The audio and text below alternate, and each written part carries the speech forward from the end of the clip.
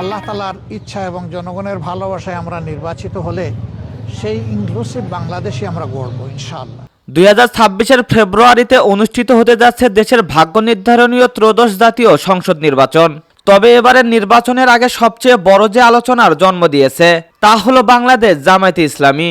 রাজনীতির অন্দরমহলে এক অভাবনীয় গুঞ্জন, তবে কি এবার জামায়াতই গড়ছে সরকার? আমিরে জামাত ডাক্তার শফিকুর রহমান কি হতে যাচ্ছেন বাংলাদেশের পরবর্তী প্রধানমন্ত্রী?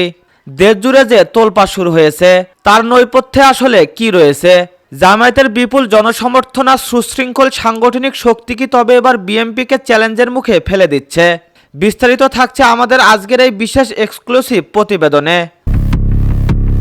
দর্শক, 2026 থেকে 2028 মেয়াদের জন্য পুনরায় আমিরে জামাত হিসেবে শপথ নিয়েছেন ডাক্তার শফিকুর রহমান। আর এই শপথ নেওয়ার পর থেকেই তার প্রতিটি বক্তব্য যেন রাজনীতির মোড় ঘুরিয়ে দিচ্ছে। দেশের 64 জেলায় তার বিরামহীন সফর এবং মানবিক কার্যক্রম সাধারণ মানুষের মনে এক নতুন জায়গা করে নিয়েছে। সম্প্রতি এক বক্তব্যে ডাক্তার শফিকুর রহমান বলেছেন, আমরা 200 আসন পেলেও দেশের স্বার্থে জাতীয় সরকার গঠন করব।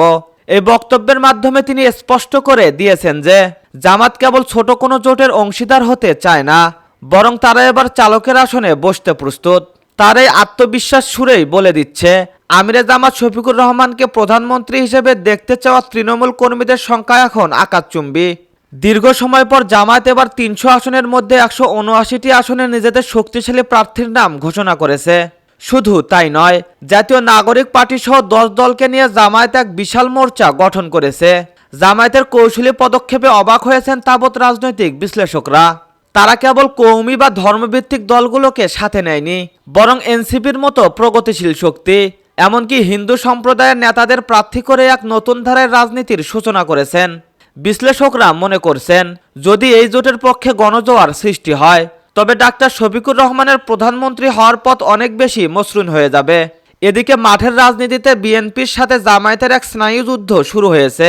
বিএনপি যেখানে তারেক রহমানের প্রত্যাবর্তনে আশায় বুক বাঁধছে, সেখানে জামায়াত তার ক্লিন ইমেজ এবং সুশৃঙ্খল কর্মীদের নিয়ে নিঃশব্দে জনমত গড়ে তুলেছে। এবারের নির্বাচনে জামায়াত যে স্মার্ট ক্যাম্পেইন করছে তাতে তাদের ভোট ব্যাংক উল্লেখযোগ্যভাবে বাড়বে। তারা যদি 100-এর উপরে আসন পায় তবে সরকার গঠনে তারা হবে অনিবার্য শক্তি। আর বড় কোনো চমক হিসেবে ডাক্তার শফিকুর রহমান যদি প্রধানমন্ত্রী পদের দাবিদার হন তবে অবাক হওয়ার কিছু থাকবে না। তো দর্শক, বাংলার রাজনীতিতে কি বড় কোনো পালাবদল ঘটতে যাচ্ছে? আমিরে জামাত ডাক্তার শফিকুর রহমানের নেতৃত্বে জামাত কি পারবে সরকার গঠন করতে? জানিয়ে দিন এই বিষয়ে আপনার গুরুত্বপূর্ণ মতামত ভিডিওর কমেন্ট বক্সে। এতক্ষণ আমাদের সাথে থাকার জন্য অসংখ্য ধন্যবাদ।